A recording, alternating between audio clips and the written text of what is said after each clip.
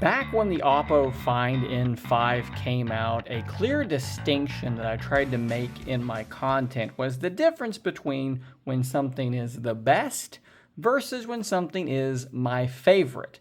I use the analogy all the time that the Tennessee Titans are my favorite football team. They are far from being the best football team. Give us a couple of years. We might be able to get there. With that context in mind, I've told you guys repeatedly that the Pixel 9 Pro Fold is my favorite foldable. But the best overall foldable, after reviewing it, I decided was the Oppo Find N5. Now keep in mind, guys, there are some foldables out there that I have not had the chance to review. So we're just talking about among the ones I have actually handled. Today in this video, we're going to slide the Pixel out of frame. We're going to make a little bit of room, and we're going to bring in a new contender for the title of Best Foldable Phone that I have reviewed.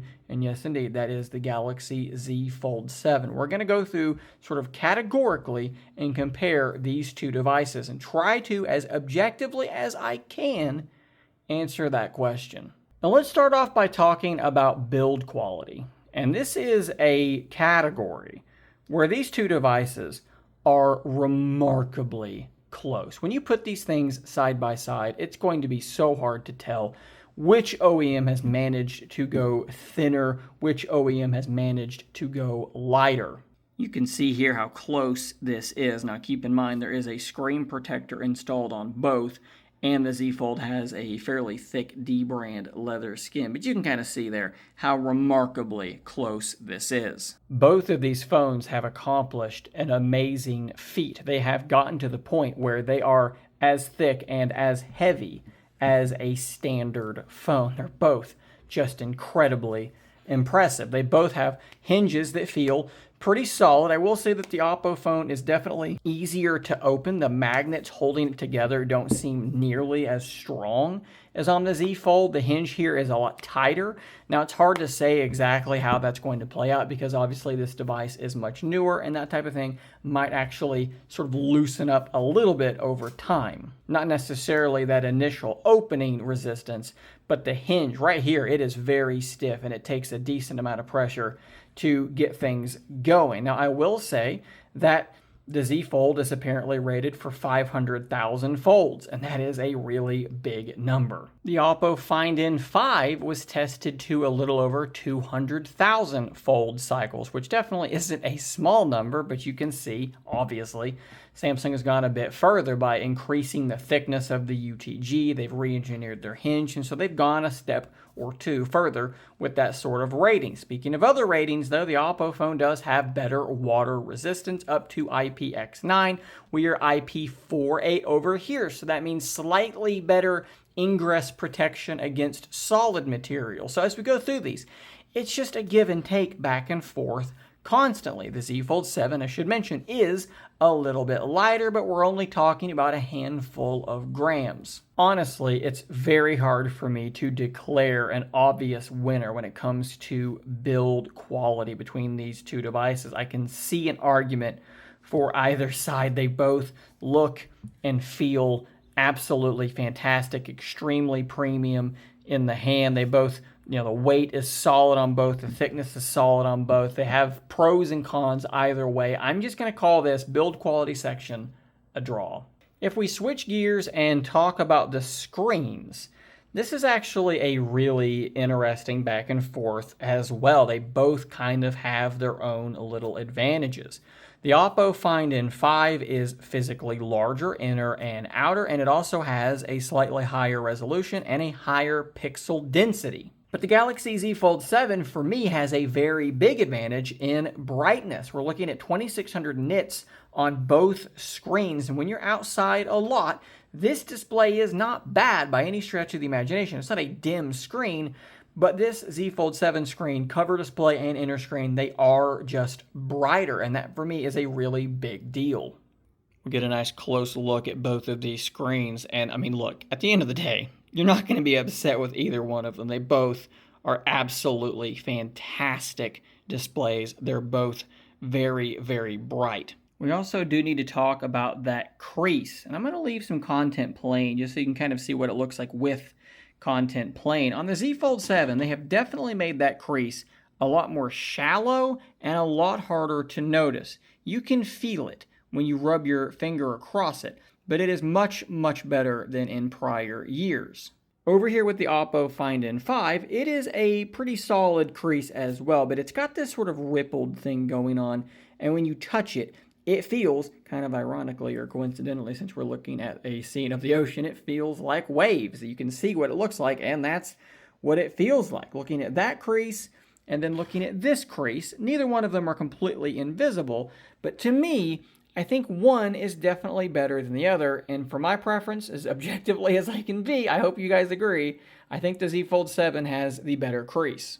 But as we look down at this angle, one thing I want you to notice is that the Fold 7 screen is also definitely much more reflective, and that can be a problem in broad daylight, in more, brightly lit scenarios. It's a good thing that that screen is as bright as it is, because sometimes that reflectivity is a problem. So like I said, guys, we're trying to be as objective as possible. I will tell you that I prefer the screen setup on the Z Fold 7 because of the brightness and because of that crease. But I think that the Find N5 has more things in its favor. The brightness isn't bad and the crease isn't bad, but we do also have the larger screen, we have the higher PPI, we have the higher resolution. So I think just based on that, we're going to give this category to the Oppo. But now we need to talk about the speakers. Both of these devices are so insanely thin that you have had some concessions made when it comes to those speakers. So what I'm going to do is I'm just going to play some music that I don't think, I actually know for a fact this time, will not get me in any kind of trouble for playing, because it's actually AI generated music to avoid that completely. And I think it's dynamic enough to get the point across. Full max volume, starting with the Oppo Find N5.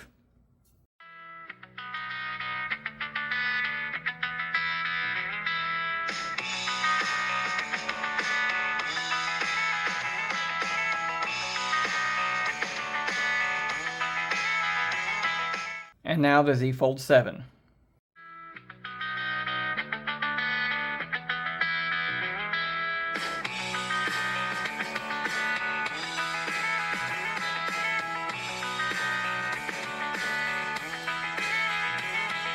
Hopefully that comes through as clearly to you as it does in person. This is not even a remotely close contest. The Galaxy Z Fold 7 speakers are far and away the better speakers. They have a much fuller sound, more bass, more clarity, more punch. They're just way, way, way better. But to kind of give a flip back over to the Oppo Find N5, we're going to talk about battery. And while I will tell you that the battery on my Z Fold 7 has not been a problem at all, I've actually been out of the house most of today, 2 hours of screen on time, 70% battery. That is absolutely more than fine for me. That's more than enough for a normal day for me. And again, on cellular data for most of today, I cannot even pretend that the Find N5 does not have the advantage there. The battery cell itself is larger, 5,600 milliamp hours versus 44, and the charging is way faster. 80 watt charging, 25 watt charging. We can't even really compare these. So as big a win as the speakers are for the Z Fold, I think we have to say it's about that big of a win for the battery section on the Oppo Find N5. So now we need to talk about these camera setups, and this ended up being far more interesting than I anticipated it being. When it comes to the primary sensor on both of these devices, your end result is probably going to be pretty darn good most of the time, and they look very similar in terms of overall detail. Now, I will say that there are times on that primary sensor where the Find N5 has this tendency to over-sharpen, over-stylize, boosting the contrast, boosting the colors. It almost reminds me a bit of what Samsung used to be like in prior years. Now their photos are very balanced, almost leaning in the direction of boring more than they probably should be. Overall, based on similar detail and based on Oppo's tendency for inaccurate colors, I would say that I prefer the Galaxy Z Fold 7 primary sensor. When you talk about the ultra-wide, there isn't really much of a comparison to make here. We have an 8 megapixel ultra-wide that is a very, very small sensor on the Oppo. The Z Fold 7 ultra-wide is higher resolution, it is larger, the pixels are larger and the color is more accurate, the detail is better, the noise is better. It just has the better ultra wide. When it comes to the telephoto, I fully expected Oppo to run away with that category, but it's just not that simple. So what we have here is a 3x shot taken by the Galaxy Z Fold 7. We'll try to zoom into this area here, and you can see there's a decent amount of noise in the darker areas. Detail looks okay. The Find N5 shot is definitely much dimmer. They're going with a sort of moodier appearance to the shot, and as we zoom in, I think that this has a little bit more detail, but it's not the difference that I was expecting to see. If we kind of jump back and forth between these two, you can kind of already start to see a really big difference in the way that these two OEMs sort of handle their processing. And you're going to see more as we go forward. When we pump this up to 10x and zoom in, let's get our comparison there, and we'll jump over to the Find N5 and we'll zoom in and try to get about the same zoom. Jumping back and forth between these two, there are some really noticeable differences between these two devices. They're both at this level of zoom, starting to get kind of that oil painting look. But I feel like Oppo's, which you're seeing their image right now, their noise reduction on the telephoto is more aggressive, and I think that it's actually hurting their overall level of detail. And I think that you can see that really clearly here. This is a 10x zoom on both devices in sort of poor lighting, trying to really strain both of these. Pay attention to these details. This is actually a little drip of paint I got on this case, this cover for this little handheld. Pay attention how that looks. Pay attention to HTC and Sprint on my old Evo as we jump over to the Oppo image. Zooming in, this is like almost gone down here. The noise reduction has almost deleted it. HTC and Sprint is not legible anymore really at all. Again, kind of bouncing back and forth between these. You can see that you've got more detail on the Samsung device. And I don't think it's because they have a better sensor, because they don't. They have the worst sensor of the two. I think it's the processing. This has such a strong oil painting look to it that Samsung just isn't really doing as much of. It's the noise reduction that, to me, is hurting their image quality. Look at this controller back here. There's no texture to that at all. It's just gone. Now, I will say that in other testing, in other scenarios, in other lighting, the Find N5 does retain more detail at the more extreme zooms. So factoring all of this together, I do think I have to give the Find N5 the nod on the telephoto, but it is by a far more narrow margin than I would have actually expected. Another place where I thought that the Find N5 would have an easy win is in macro. However, if you use the automatic macro mode that uses the ultra wide, the Z Fold 7 wins very, very, very easily. And if you try to use the other methods, which on this device is going to be the tele macro, it's actually very, very cool. It's one of my favorite features of this phone. You actually tap the little hamburger menu up here, and then you click on macro shot, and it will actually use the telephoto camera to shoot the macro shot. And as you can see, you can get very, very close without actually physically being that close. And that is very, very useful. The equivalent on the Samsung phone is something that you might not realize. If you're shooting with Scene Optimizer turned on, and you're shooting with that 3x option on, if the phone detects that the primary sensor is actually going to be your better option doing a digital crop, it will automatically switch to that. And since that primary sensor is pretty darn large and pretty high resolution, that actually ends up looking pretty good. And in my testing, it's not that far in terms of detail from the Find N5, and it absolutely handles color better. Some macro photos I've taken with the Find N5 have been downright fluorescent, and I don't understand why that happens. So for macro, we're going with the draw. Another category that I have to give the nod to the Galaxy Z Fold 7 is going to be in video. In particular, in lower light, there's a pretty big gap between the two. Sometimes Oppo leaning too heavily into that denoising and even still having a noisier shot. It just makes for sort of poor video performance.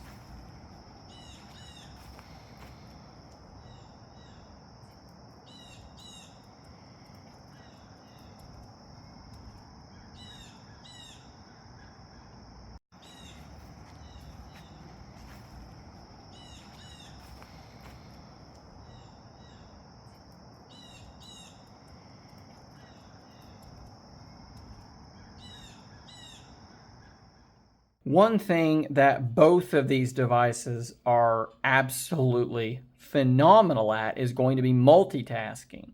Both of these can handle 3 or more apps at a time very, very easily with floating windows. Both of these devices can do this new 90-10 split thing, although the Oppo phone can do it with an additional app, and you can sort of change if an app is expanded or shrinked down, if that is indeed the correct word to use. As you can see here, the Find N5 can have 3 full applications all sort of jumping around, whereas if you want to have the third application opened on the Samsung device, they're all going to kind of be crammed on the screen at the same time. But the Z Fold 7 has, I think, a better version of floating windows because it can be resized and reshaped into any size and shape that you want, whereas over here you have a set aspect ratio. As you can see here, it can be moved around and you can resize it, but it's going to stay that size. Both of them you can kind of toss it off the screen in a very similar way. They have so much crossover, so much similarity in the way that they do all of these different things. It's very, very hard to pick an obvious winner here. And in fact, I've already made a video comparing these two devices and how they handle multitasking. If you want to see, like, I don't remember how long it is, 15, 20 minutes, just about that. I'll put that link in the description down below. But the conclusion I came to then, factoring all of this in, factoring in Samsung DeX and split windows and floating windows and all these things, I concluded that they're both absolutely excellent and that there is no clear winner. For multitasking, it's going to be a draw. Now, that doesn't mean that the overall software experience is a draw for me, because it isn't. I actually prefer One UI. I would say a decent amount, and it just comes down to little quirks, little odds and ends. There are things that happen on this Oppo device that just sort of reveal a lack of overall polish. Little things like occasionally opening up the app drawer and trying to click on a letter, and instead of it scrolling me to that letter, it scrolls me halfway to it and then no further. I'm sure many of you know about the bug where if you try to manually change one icon and select a new icon from an icon pack, you just can't actually scroll through the icon pack very far to get to the one that you want. That bug has been present since the OnePlus Open actually came out. I've had some issues with their AI smart functions here, like the AI speak thing just not wanting to work, or maybe working for a little while and just stopping. But look, don't get me wrong, I don't want to just completely dump on ColorOS because it's very good. I've already told you that the multitasking suite is right there on par with what Samsung has on the Z Fold 7. It's not all bad. I really like the screen off gestures, doing the 2-finger swipe to play or pause your media. I think that that is very, very cool. But when you compare it to One UI, One UI just feels like a far more polished and more mature operating system. You do have big things like DeX that I mentioned earlier, but you also have other really cool things like the Now bar, which if I start playing some media will pop up here, and that allows you to quickly play and pause that media. And guess what? Unlike what we have over here, it works with YouTube Music, not just Spotify. Another cool thing it does is if I'm watching TV on my Android TV set-top box, it will be here as well if you're on the same wireless network. So I can quickly pause whatever I'm watching on the TV. I think that that is super duper useful. You've got super handy features like modes and routines where you can do cool things like this. How about the fact that my always on display turns off at certain times and then turns back on at other times? How about when my device is open, auto rotate is on and the always on display is turned on with the wallpaper showing. But as soon as I close my device, that's going to go away and it's going to switch back to the normal always on display, saving some battery, and auto rotate will turn itself off. I adore things like that. So many of you have actually sent me other routines that you have come up with that have been even more interesting and cool than that. And we're not even getting into add-ons like Good Lock that allow you to do about 1,000,001 things with One UI. To me, as objectively as I can be, One UI has to get the win. So now we have to figure out how to total this. If we do every category, like I said in the video, where the camera isn't just one category, it's several subcategories.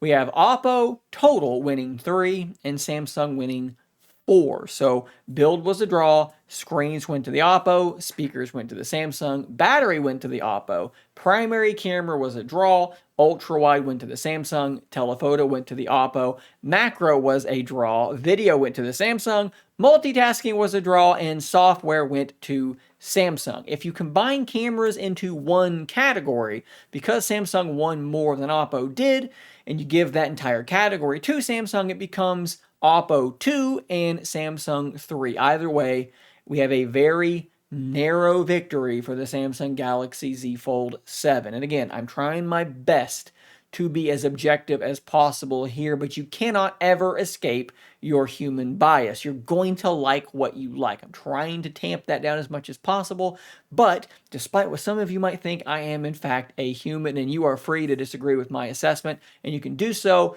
in those comments down below. Both devices are incredibly, incredibly great, and at the end of the day, there's a lot of draws, and there's a lot of very close categories that could have gone in another direction with a little bit of difference here or there, guys.